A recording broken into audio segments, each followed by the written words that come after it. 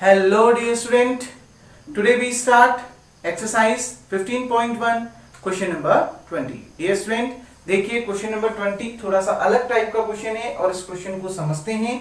और ये क्वेश्चन बहुत ज्यादा लेकिन इंपॉर्टेंट क्वेश्चन है बच्चों। देखो क्या कह रहा है, suppose you drop a die at random on the rectangle region. मान लिया आप कोई पासा फेंकते हैं इस रेक्टेंगुलर रीजन पर। अब अगर आप पासा फेंक रहे हो इस रेक्टेंगुलर रीजन पर, रीजन मतलब इसके क्षेत्र पर, इसके अंदर, क्लियर। अगर आप पासा इसके अंदर फेंक रहे हो तो वो पासा कहीं पर भी जा सकता है। ये इसका रीजन इतना पूरा है ना बच्चों, ये रेक्टेंगुलर रीजन तो ये पूरा है, उसके अंदर ये सर्कल का रीजन भी तो आ गया, ये पूरा रीजन तो रेक्टेंगल का ही है, ठीक है। अब पासे को आप इस रेड रीजन पर कहीं पर भी फेंक सकते हैं। आ गई नवाज में। तो जब आप पासा इस रेक्टेंगुलर रीजन पर फेंक रहे हैं तो ये कह रहा है कि इस बात की प्रोबेबिलिटी फाइंड करो कि वो जो पासा है land inside the circle, circle के अंदर लाई करता है, सर्किल के अंदर गिरता है। वो पासा सर्किल के कहां गिरता है? अंदर। अब सर्किल ये है,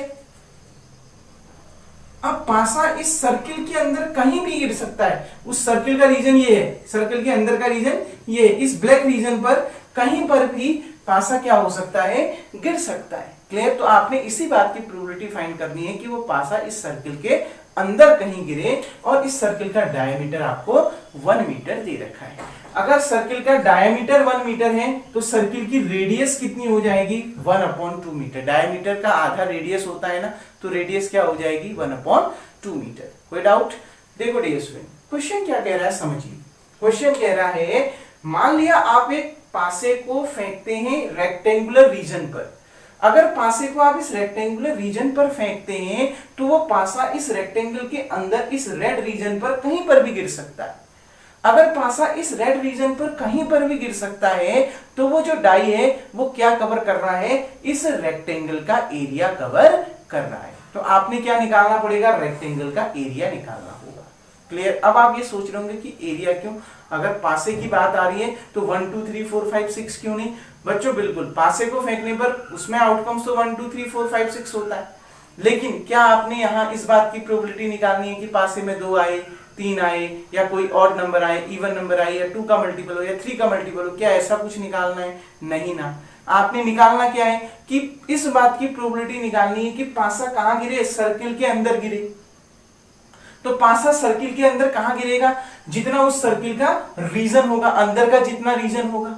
और सर्किल का अंदर कितना रीजन होगा सर्किल के अंदर? जितना उस सर्किल का एरिया होगा।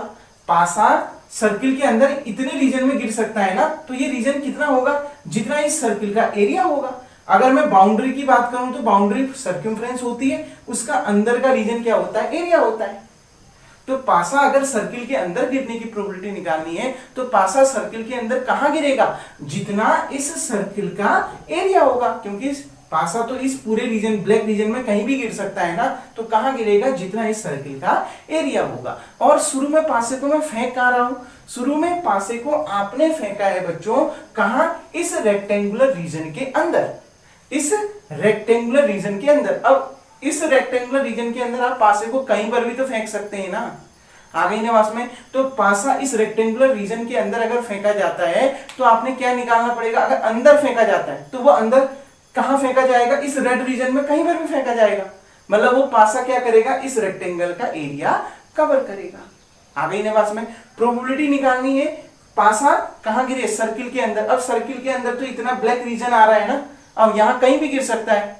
अगर वो सर्किल के अंदर गिर रहा है तो पासा सर्किल के अंदर इस रीजन में कहीं पर भी गिर सकता है। और रीजन की बात आ गई तो सर्किल के अंदर का रीजन क्या होता है? उसका एरिया होता है। और रेक्टेंगल के अंदर का रीजन क्या होता है? रेक्टेंगल का एरिया होता है। इसलिए आपने एरिया निकालना होगा। और सर्किल के एरिया अपॉन रेक्टेंगल का एरिया करोगे, वही आपका क्या होगा? आंसर होगा, प्रोबेबिलिटी होगी। क्यों सर्किल का एरिया ऊपर क्यों आया? क्योंकि सर्किल का एरिया इवेंट है। पासा सर्किल के अंदर गिर रहा है, इसको आपने इवेंट मान रखा है, तो सर्किल का एरिया होगा वही इवेंट का आउटकम होगा, और रेक्टेंगल का जो एरिया होगा वो टोटल आउटकम होगा। क्लियर। तो देखिए बच्चों, area of rectangle equals to, ये आपका होगा टोटल आउटकम्स। तो एरिया ऑफ रेक्टेंगल क्या होता है? Length into breadth. लेंथ है 3, ब्रेथ है 2, 3 इंटू 2 6, मीटर स्क्वायर। एरिया क्यों निकाल रहा हूं समझ में आ गया ना बच्चों, क्योंकि पासे को रेक्टेंगल के रीजन पर फेंका जा रहा है। तो रेक्टेंगल के रीजन में कहां फेंका जाएगा, जितना उस रेक्टेंगल का एरिया होगा। और प्रोबेबिलिटी निकालनी है कि वो पासा सर्किल के अंदर जाके गिरे, तो सर्किल के अंदर कहां जाएगा, जहां जितना उस सर्किल का रीजन होगा। सर्किल के अंदर कहां गिरेगा वो पासा, जितना उस सर्किल का रीजन होगा। और सर्किल का कितना रीजन होगा, जितना उस सर्किल का एरिया होगा। क्लियर। तो देखिए बच्चों, एरिया ऑफ सर्कल, तो एरिया ऑफ सर्कल किसके बराबर होगा, favourable outcomes of event. Event का जो फेवरेबल आउटकम होगा वो एरिया ऑफ सर्किल होगा। एरिया ऑफ सर्किल मतलब favourable outcome of event. Event में जितने आउटकम्स होंगे वही एरिया ऑफ सर्किल है यहाँ पर। क्लियर। एरिया ऑफ सर्किल क्या होता है, पाई आर स्क्वायर। मतलब कहने का मतलब है प्रोबेबिलिटी निकालने के लिए फेवरेबल आउटकम्स ऑफ इवेंट और टोटल आउटकम चाहिए ना, तो फेवरेबल आउटकम्स ऑफ इवेंट का काम कौन करेगा, area of circle. Total outcome का काम कौन करेगा, एरिया ऑफ रेक्टेंगल। तो पाई आर स्क्वायर, पाई तो पाई है, सर्किल की रेडियस डायमीटर का हाफ होता है, डायमीटर 1 है तो 1/2 मीटर। क्लियर। तो पाई आर स्क्वायर, देखो बच्चों आर की जगह में 1/2 का स्क्वायर, पाई 1 का स्क्वायर 1, 2 का स्क्वायर 4, तो मैं इसको लिख सकता हूं पाई/4 metre square. Now probability of an event A, देखो इवेंट ऊपर लिख रखा है ना, land die land inside the circle. ठीक है, इस बात की प्रोबेबिलिटी निकालनी है तो सीधे लिखिए, ऊपर क्या आएगा, outcomes of event upon total outcome, या फिर आप क्या भी लिख सकते हो, area of circle upon area of rectangle. क्योंकि हमने सब लिख दिया ना, area of circle outcome of event है और area of rectangle total outcome है, तो सही तो चल रहा है। प्रोबेबिलिटी का फॉर्मूला यही होता है। तो आउटकम ऑफ इवेंट का आउटकम कितना है, पाई/4 अपॉन उसको किससे डिवाइड कर रहे हो, टोटल आउटकम कितना है 6। अब ये 6 कहां जाएगा बच्चों, इस 6 को मैं 6/1 लिख सकता हूं ना। दो तरीके हैं इसको बनाने का, देखो ये 6 4 के साथ मल्टीप्लाई होगा, दो तरीके। पाई/4 को आप डिवाइड कर रहे हो 6 से, कर रहे हो ना, डिवाइड कर रहे हो किससे, 6 से, तो डिवाइड को मल्टीप्लाई में बदलो, तो मल्टीप्लाई में बदलोगे तो 1/6 हो जाता है ना, 6 का रेसिप्रोकल हो जाएगा 1/6। तो सॉल्व करके कितना आएगा, पाई/24। और दूसरा तरीका है, पाई/4 को डिवाइड कर रहे हो 6 को, तो 6 को हम 6/1 लिख सकते हैं। ये 1 कहां जाएगा पाई के साथ, और ये 6 कहां जाएगा 4 के साथ। मीटर स्क्वायर से मीटर स्क्वायर कैंसिल हो चुका है, क्योंकि डिवाइड कर रहे हो तो ये यूनिट कैंसिल हो गई। अब देखो ये 1 गया पाई के साथ, तो पाई × 1 अपॉन ये 4 गया 6 के साथ, यानी 6 गया 4 के साथ, तो 4 × 6 पाई/ कितना आ गया 24। तो यही आपका इसका आंसर होगा। दोनों तरीके से समझा दिया, कोई डाउट। डियर स्टूडेंट, ये क्वेश्चन थोड़ा सा डिफरेंट था, इसमें हमने एरिया निकालना पड़ रहा था, तब प्रोबेबिलिटी निकल रही थी। एरिया क्यों निकाल रहे थे, क्योंकि हम पासे को रीजन, रेक्टेंगल के रीजन पर फेंक रहे थे, और प्रोबेबिलिटी भी हमने इस बात की निकालनी थी कि वो पासा सर्किल के अंदर गिरे। तो सर्किल के अंदर कहां गिरेगा वो पासा, उसके रीजन पर। और सर्किल के अंदर का रीजन क्या होगा, सर्किल का रीजन क्या होगा, जो उसका एरिया होगा। भाई अंदर का पोर्शन, जितने पोर्शन पे पासा गिर रहा है वही तो सर्किल का एरिया है ना, आ गई ना बात में। और रेक्टेंगल का रीजन, रेक्टेंगल रीजन में जब आप पासे को फेंक रहे हैं तो रेक्टेंगल का रीजन क्या होगा, जो उसका एरिया होगा, इसलिए हमने यहाँ पर एरिया निकाला। डियर स्टूडेंट, सबसे पहले वीडियो को पॉज करके आप इतना उतार लेंगे। नाउ डियर स्टूडेंट, देखिए हम क्वेश्चन नंबर 21 की ओर बढ़ते हैं। बहुत इजी क्वेश्चन है और बहुत छोटा क्वेश्चन है, बहुत इंपॉर्टेंट क्वेश्चन है, क्वेश्चन लेकिन बहुत इंपॉर्टेंट है। देखिए क्या कह रहा है, a lot consist of 144 pens.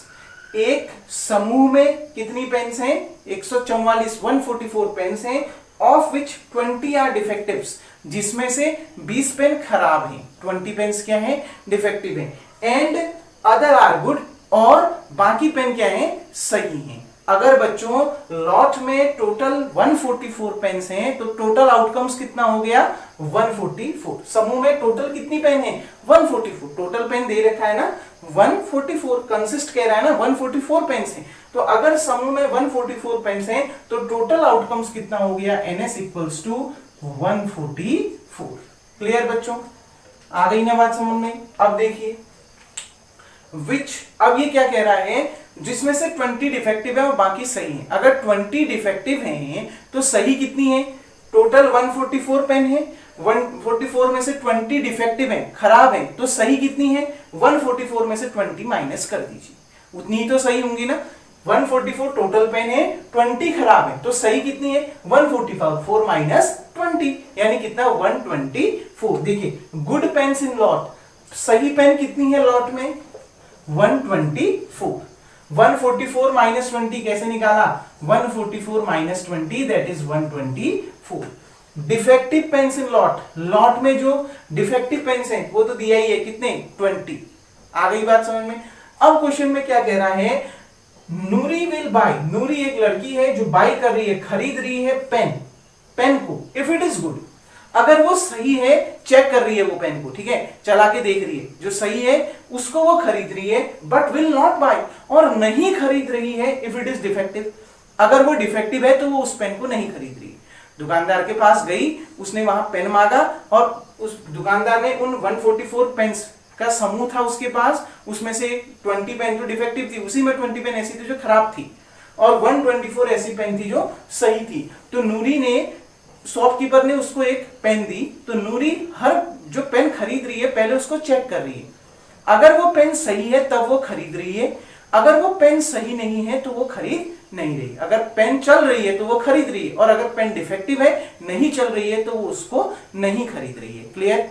आ गई ना बात समझ? पेन को खरीद कब रही है? जब वो पेन सही है, गुड है, और पेन को नहीं कब खरीद रही है? जब वो पेन डिफेक्टिव है, खराब है। क्लियर बच्चों? तो देखिए, shopkeeper draws one pen at random, shopkeeper ने एक पेन रैंडमली निकाली, जैसा मैंने अभी कहा। प्रोबेबिलिटी आपने निकालनी है, सी विल बाय इट, प्रोबेबिलिटी निकालनी है कि जो नूरी है वो उस पेन को खरीदती है। बच्चों मैंने अभी बोला, नूरी उस पेन को कब खरीदती है? Noori will buy a pen if it is good, Noori pen को तब खरीदती है जब वो पेन सही है, और लॉट में कितने पेन सही है? 124, मतलब इस इवेंट की जो आउटकम्स हो गए बच्चों वो कितने हो गए? 124।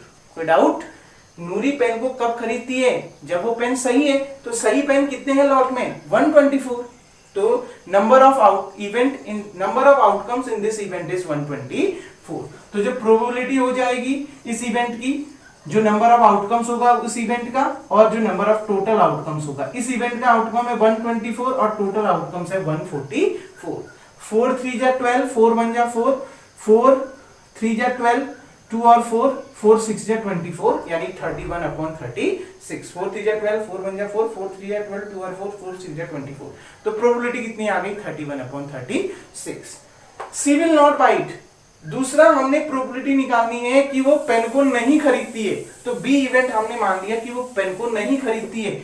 वो पेन को क्यों नहीं खरीदती है? क्योंकि वो पेन डिफेक्टिव है, तब तो नहीं खरीद रही है ना। देखो, but will not buy if it is defective, अगर पेन खराब होती है तो वो नहीं खरीदती है। तो प्रोबेबिलिटी हमने निकालनी है कि वो पेन को नहीं खरीदती है। पेन को क्यों नहीं खरीद रही है? क्योंकि वो डिफेक्टिव है। तो डिफेक्टिव पेन्स कितने हैं? डिफेक्टिव पेन्स हैं लॉट में 20। तो इस इवेंट के जो आउटकम हो गए वो कितने हो गए? 20। तो प्रोबेबिलिटी क्या हो जाएगी? इस इवेंट की आउटकम्स अपॉन टोटल आउटकम्स, यानी 20/144।